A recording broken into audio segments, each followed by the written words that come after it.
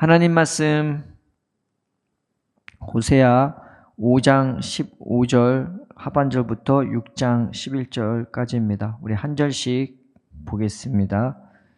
그들이 고난받을 때에 나를 간절히 구하리라. 오라 우리가 여호와께로 돌아가자. 여호와께서 우리를 찢으셨으나 도로 낫게 하실 것이요 우리를 치셨으나 싸매어 주실 것임이라. 여호와께서 이틀 후에 우리를 살리시며 셋째 날에 우리를 일으키시리니 우리가 그의 앞에서 살리라. 그러므로 우리가 여호와를 알자. 힘써 여호와를 알자. 그의 나타나시면 새벽빛같이 어김없나니 비와 같이 땅을 적시는 늦은 비와 같이 우리에게 임하시리라 하니라. 아멘. 먼저 1절부터 3절까지 5장 15절 하반절 보고요. 그 다음에 6장 1절부터 3절까지 읽었습니다. 하나님이 이스라엘에게 형벌을 내리기로 작정하셨습니다. 그리고 유다에게도 형벌을 내리기로 작정하셨죠.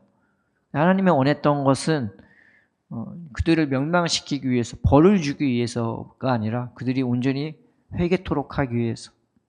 그래서 하나님이 이 고난을 허락하신 이유는 막 그들 힘들게 하라고 고생하라고 그게 준 게 아니라 그 하나님을 구하고 찾고 그 하나님께 다시 돌아오도록 하기 위해 그것을 그 고난을 허락한단 말이죠.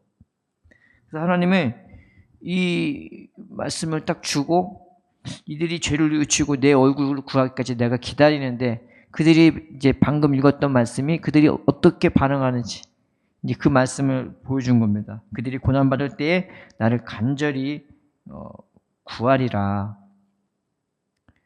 그 말씀까지는 참 좋은 것 같아요. 근데 1절부터 3절의 내용이 그것도 참 회개하는 것 같단 말이죠. 어떤 내용인지 보겠습니다. 오라 우리가 여호와께 돌아가자. 여호와께서 우리를 찢으셨으나 도로 낫게 하실 것이요 우리를 치셨으나 싸매어 주실 것이니라. 이 돌아간다는 말이 이제 슈브라고 회개한다는 말입니다. 하나님께 돌이키는 것, 내 삶의 방향을 돌이키는 것, 그 하나님께 돌아가는 것, 그 하나님의 삶으로 살아가는 것, 이게 진정한 회개죠. 그래서 입으로만 회개하는 것을 회개라고 하는 것이 아닙니다. 그냥 그것은 내가 잘못했습니다 하고 죄 고백하는 거지. 하는 짓 계속하면서 나 잘못했습니다 하는 거는 이건 회개가 아니라 그냥 입으로만 하는 회개인 거죠. 입만 돌아간 거예요. 입만 하나님을 돌이킨 거예요. 그 입이 어떻게 되겠어요? 내 몸은 가만히 있고 입만 돌아가는데 이상한 겁니다. 근데 여호와께로 돌아가자. 말은 참 좋죠. 내가 슈브라고 회개한다고 돌이킨다고 돌아간다고. 여호와께서 우리를 찢으셨으나 하나님이 이스라엘을 어떻게 찢었냐? 이 사자처럼 찢어버리신 거예요. 사자가 먹이를 찢어버리는 것처럼 하나님의 심판은 가혹합니다. 그런 심판을 당했다는 거죠. 그런 하나님의 채찍을 맞은 거예요. 또 이 낫게 한다는 말이 나는 너를 치료하는 여호와라 했던 그 말씀과 같은 거예요. 치료하는 여호와. 하나님이 사자처럼 찢으셨지만 그것조차 다시 낫게 하신다는 거죠. 내가 하나님께 돌아갈 때 하나님이 나를 그렇게 해주신다는 겁니다. 또 하나는 이게 친다라는 말이 있죠. 우리를 치셨으나 싸매어 주실 것입니다. 하나님이 치는 거는 되게 무섭죠. 야곱이 야복강가에서 하나님과 씨름하다가 천사와 씨름하다가 성경에 보면은 이렇게 툭 치니까 환도뼈가 부러졌다고. 대퇴골 이 뼈인데 그 뼈를 부러지기 쉽지 않잖아요. 근데 그 뼈를 원문에서는 살짝 어루만졌다고. 그런데 부러집니다. 하나님이 우리를 죽이고자 하면요. 진짜 죽이고자 한다면요. 이 세상은 순식간에 없어지지 않겠습니까? 말씀으로 창조하신 하나님이 우리를 치고 죽이는 것은 정말 너무 순식간인 거죠. 그런데 그 하나님이 치신 거예요. 그런데 죽이는 게 아니라 다시 싸매어 주시는 거예요. 이 싸맨다는 말이 묶다, 붕대를 감다라는 뜻이 되는 거죠. 찢으셨으나 다시 낫게 하시고 그리고 치셨으나 다시 붕대로 감아주시는 거예요. 오히려 하나님의 은혜와 사랑이 훨씬 큰 거죠. 근데 이스라엘 백성이 이것을 안 것처럼 나옵니다. 2절에 뭐냐? 여호와께서 이틀 후에 우리를 살리시며 셋째 날에 우리를 일으키시리니 우리가 그의 앞에서 살리라 나와 있습니다. 이틀 후에 셋째 날에는 보통 2, 3이라는 숫자, 두 번째, 세 번째라는 표현은 정말 중요하고 확실한 것일 때 이런 말씀들을 많이 쓰는 겁니다. 그런데 이스라엘의 회복이 그만큼 빠르고 확실하게 나타날 것을 보여주는 단어입니다. 그래서 어떤 학자들은 이 말씀이 예수님의 부활에 쓰인 거다라고 표현하기도 하죠. 하나님의 은혜를 베풀면요, 회복은 정말 빨라요. 말씀 그대로입니다. 회복도 정말 빠르고 우리를 위로해 주시는 손길도 훨씬 큽니다. 그만큼 하나님의 은혜와 능력은 우리 고난에 비할 바가 아닐 정도로 굉장히 큰 겁니다. 그래서 어떻게 나를 살게 만드냐? 2절 마지막 말씀 보면은 우리가 그의 앞에서 살리라. 이 그의 앞에서 원문에는 하나님 얼굴 앞에서라는 뜻입니다. 근데 보통 얼굴 앞에서라고 번역을 안 하고요. 그냥 앞에서, 하나님 앞에서, 누구의 앞에서. 그 앞에서라는 단어로 뜻으로 많이 번역이 됩니다. 근데 원문은 원래는 얼굴, 하나님의 얼굴에서, 그 하나님의 얼굴 앞에서, 그 얼굴빛 사이에서 살도록 하게 하신다는 겁니다. 늘 하나님 그 얼굴 안에서, 늘 하나님의 얼굴을 보면서 내 뒤에서 비추시는 그 하나님의 얼굴, 그 잔잔한 미소 가운데 그 은혜의 얼굴 안에서, 그 미소 짓는 얼굴 안에서 살도록 만들어 주신다는 거죠. 그러므로 우리가 여호와를 알자, 힘써 여호와를 알자. 그이 나타나시면 새벽빛같이 어김없나니 비와 같이 땅을 적시는 늦은 비와 같이 우리에게 임하시리라 하니라. 하나님을 알자고, 여호와를 알자고, 그 하나님의 그 얼굴빛 안에서 그 하나님의 마음을 알고, 그 하나님의 마음을, 그 감정을 알고, 그 따스한 온기를 느끼면서 주님과 교주하고 교제하며 살자가 힘써 그 하나님을 알자고, 굉장히 좋은 말씀인 거죠. 그에 나타나시면 새벽빛같이 어김없다. 얼마나 하나님이 성실하신지, 얼마나 하나님이 꾸준하신지, 얼마나 하나님이 신실하신지, 새벽빛같이 어김없고 비와 같이 또 임하신대. 이 비라는 첫 번째 비는 어떤 비냐? 퍼붓거나 흡족하게 내리는 비입니다. 보통 10월 초에서 2월 말 사이에, 이스라엘 절기로는 그 7월 달 이스라엘 절기로 그 장막절에 내려지는 그게 바로 세 달이거든요. 근데 그때부터 씨앗을 뿌리는데, 씨앗을 뿌리면 물이 더 많이 필요한 거죠. 막 적시는 정도가 아니라 잠길 정도로 비가 내리는 건데, 이 10월 초에서 2월 말까지 내리는 비가 바로 그런 비입니다. 그냥 비로 흠뻑 젖게끔, 흠뻑 젖는 정도나 잠기는 정도로 그렇게 비가 내리는 거죠. 어린아이 보면은 아기가 태어나면 그때 훨씬 많이 이 애의 손길이 필요하고 사랑이 필요하고 애정이 듬뿍 부어주지 않습니까? 똑같은 거예요. 식물도 태어났을 때 더 많은 물이 필요하고 에너지가 필요한 거죠. 하나님이 그렇게 그 은혜와 새로 태어난 사람처럼, 새로 씨앗을 심는 것처럼 그런 사랑과 애정을 듬뿍 부어줄 것을 보여주고 있는 것입니다. 그 다음에 땅을 적시는 늦은 비와 같이 임한다고 나와 있는데, 여기서 이 늦은 비는 3월과 4월 사이에 추수할 때 내리는 그런 비입니다. 그런데 이때 비는 막 내리면 안 돼요. 이때는 뭐도 필요하냐? 태양도 필요하단 말이에요. 열기가 필요해야 곡식이 여물고 그리고 맛있게 당도도 생겨지고 그러는 거죠. 그런 것처럼 이때 그렇다고 비가 완전히 오면 농사는 망하는 거예요. 비가 이른 비처럼 많은 비가 필요한 것이 아니면 적당한 비가 적절한 시기에 필요한 거예요. 그래서 추수할 때 가장 중요한 겁니다. 이 늦은 비도 정말 놓칠 수 없는 부분인 거죠. 근데 하나님이 그런 늦은 비도 때에 맞춰 허락해 주신다는, 우리에게 그렇게 부어 주신다는 그 말씀인 것입니다. 이 땅을 적신다고 할 때 이 땅이 어떤 땅을 적시는 거냐면은 마른 땅을 적시는 것입니다. 햇빛에 오랫동안 이제 익혀지고 자라가게 되면은 그 열기 가운데 너무 타지 않도록 가끔 우리의 열심이나 열기가 더해지면은 이게 은혜에서 멀어지는 오히려 과해서 부족한 경우가 있거든. 근데 그것을 잠재워주면서 익기도 적당하고 겉에 탱탱함도 적당하도록 그렇게 만들어주는 좋은 비인 겁니다. 하나님이 그런 비도 우리에게 허락해 주신다는 거죠. 여기까지는 참 좋아요. 1절부터 3절까지 그들의 고백이 참 좋긴 한데 문제는 4절에 보면은 이 고백이 그냥 입에 발린 고백이 되는 거죠. 4절 보겠습니다. 에브라임아 내가 내게 어떻게 하랴 유다야 내가 내게 어떻게 하랴 너희의 인애가 아침 구름이나 쉬 없어지는 이슬 같도다. 하나님이 우리에게 원하는 것은 우리가 인애로 살아가는 거예요. 하나님의 은혜로 살아가고 하나님의 사랑으로 살아가고 그 하나님의 은혜와 사랑의 보호를 받고 인도받고 우리도 그렇게 사랑 안에 거하도록 그 행복에 겨워 살도록 누군가를 사랑하며 누군가를 보호하며 누군가를 귀히 여기며 누군가를 위해서 땀 흘리고 희생하고 헌신하는 기쁨을 살도록 그렇게 만들어주는 건데 문제는 우리의 회개는 그냥 말뿐인 거예요. 너무나 잠깐이고 그냥 그때뿐인 그냥 고백에 그치는 회개라는 거예요. 입술만 회개하는 거예요.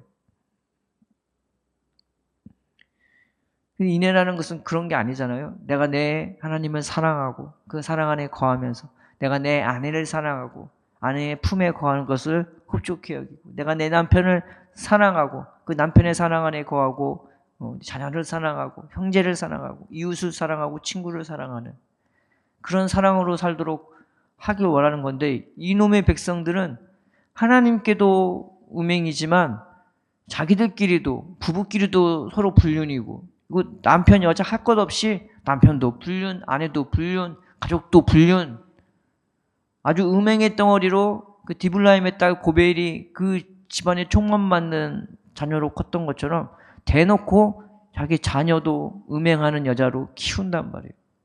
이게 무슨 가족이에요. 그리고 서로 폭력적으로 죽이고 피 흘리고 분노, 원한, 세상 욕심으로 가득가득 쩔어 있는 게 이스라엘의 모습이었던 겁니다. 그러니까 회개는 입만 반지르르한 고백일 뿐인 거예요. 안타깝게 그렇게 되는 거죠.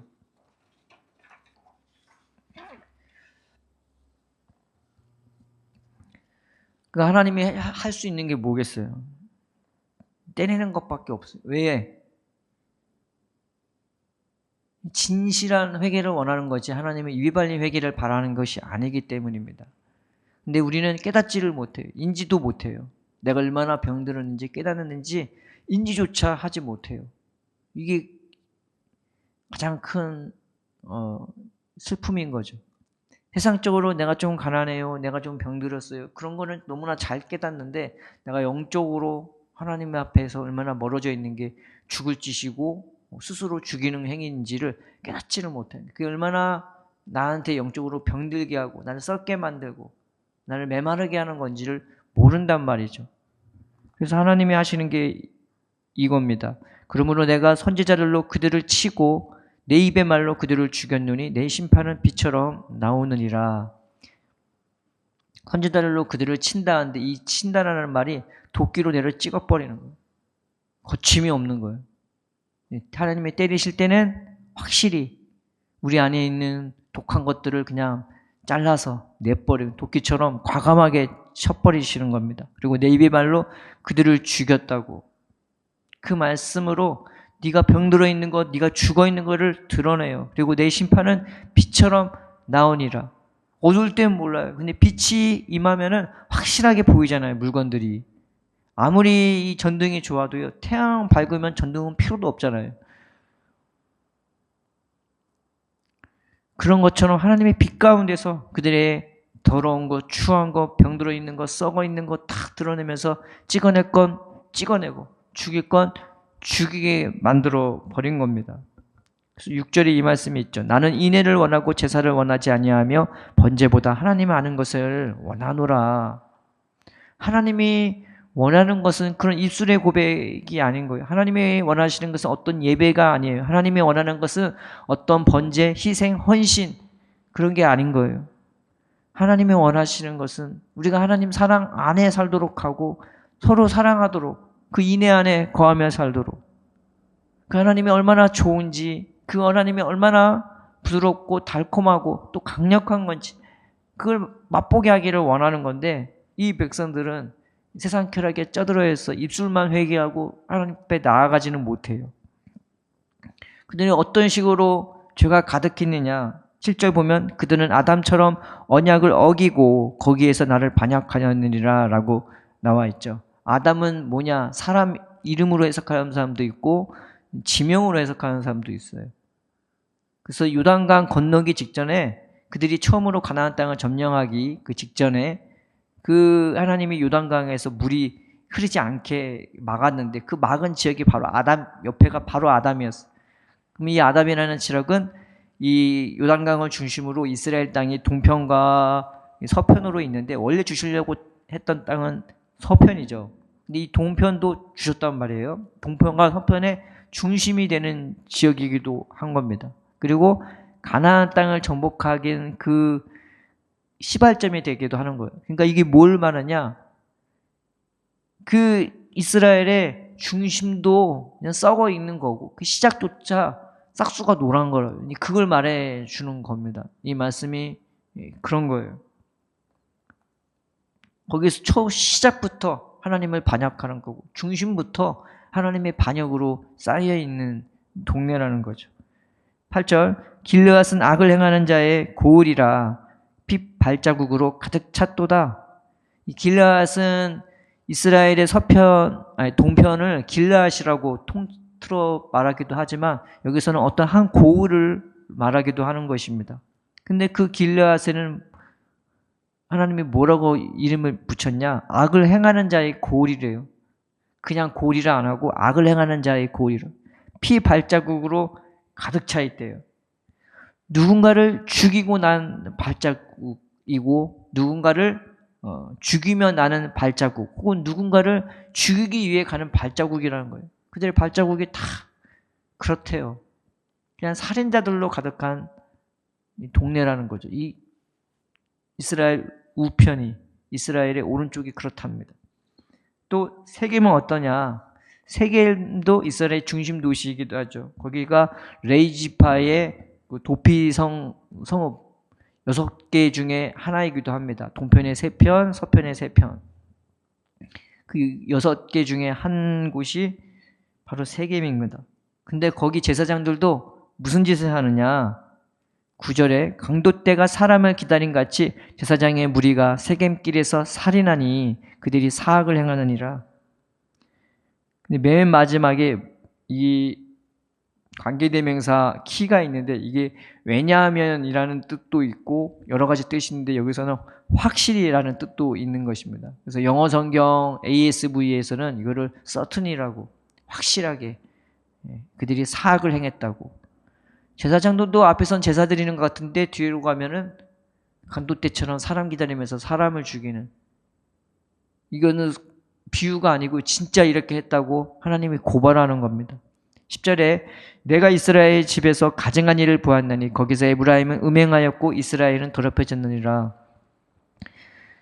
에브라임이 이스라엘의 대표 지파이기도 하고 왕이 선출된 지파입니다. 근데 여로보암이 자기가 우상을 만들어 놓고 자기 근심 걱정 때문에 우상을 만들어 놓고 이스라엘로 그것을 섬기게 만들었던 거죠. 그래서 이 여로보암 왕조는 얼마 못 갑니다. 그 다음에 바하사 왕조도 얼마 못 가고 그 다음에 세워진 게 바로 오므리 왕조인데 그 중간에 시므리가 있기도 했지만 7일밖에 그 일을 못하고 금방 죽고요. 오므리가 왕이 되는 거죠. 이 세 왕조의 공통적인 평가가 뭐냐? 맨 끝자락에 붙어요. 평가가 여호와 보시기에 악을 행하며 여로보암의 길로 행하며 이스라엘에게 범죄케 한 그 죄 중에 행했다라고. 왕이 그 하나님의 말씀을 확실히 선포하고 보여주고 리더하는 그런 모습을 해야 되는데 오히려 반대로 이 악을 행하는데 우상을 섬기는데 앞잡이가 되고 본보기가 되는 거예요. 선한 본보기가 되는 게 아닌 거죠. 예수님이 우리의 좋은 본보기가 되시지 않습니까? 하나님과 동행하는 삶이 얼마나 멋지고 아름다운지, 평안한 건지, 좋은 건지, 신나는 건지 그걸 보여주셨어요. 그런데 이스라엘 왕들은 우상 섬기는 것만 보여주는 거예요. 예수님은 전혀 안 나타나. 하나님은 전혀 안 보여요. 그런데 그 오므리 왕조가 끝난 다음에 하나님이 세운 왕조가 예후 왕조인데 이 예후 왕조부터 더 웃긴 거예요. 그리고 똑같아요. 여호와 보시기에 악을 향하며 평가가 어떠냐? 끝까지 죽을 때까지 이 왕조가 끝날 때까지 이스라엘이 망할 때까지 나타나는 평가가 동일한 평가가 여호와 보시기에 악을 행하며 여로보암의 길로 행하며 그 죄 중에 떠나지 않더라. 아예 그냥 머물러 있는 거. 거기에 아예 그냥 또아리를 틀고 있는 거예요. 그러니까 선한 본보기가 아니라 악한 본보기가 되어서 이스라엘을 더럽게 만들어요. 이스라엘을 더 썩어 문드러지게 만드는 것입니다. 그래서 에브라임이 앞에서 본보기로 음행하고 그리고 이스라엘도 같이 더럽혀지는 거예요. 11절에 또한 유다여 내가 내 백성의 사로잡힘을 돌이킬 때에 내게도 추수할 일을 정하였느니라 라고 나와 있습니다. 유다도 그렇게 징벌당할 것을 이스라엘처럼 징벌당할 것을 그래서 손을 댈 수밖에 없는 것을 보여주는 겁니다. 여기서 사로잡힘을 돌이킬 때라는 것은 뭐가 하나님 앞에서 내가 세상에서 사로잡힌 걸 돌이키는 것이냐 그 시작이 뭐냐 하나님이 치기 시작하는 거예요.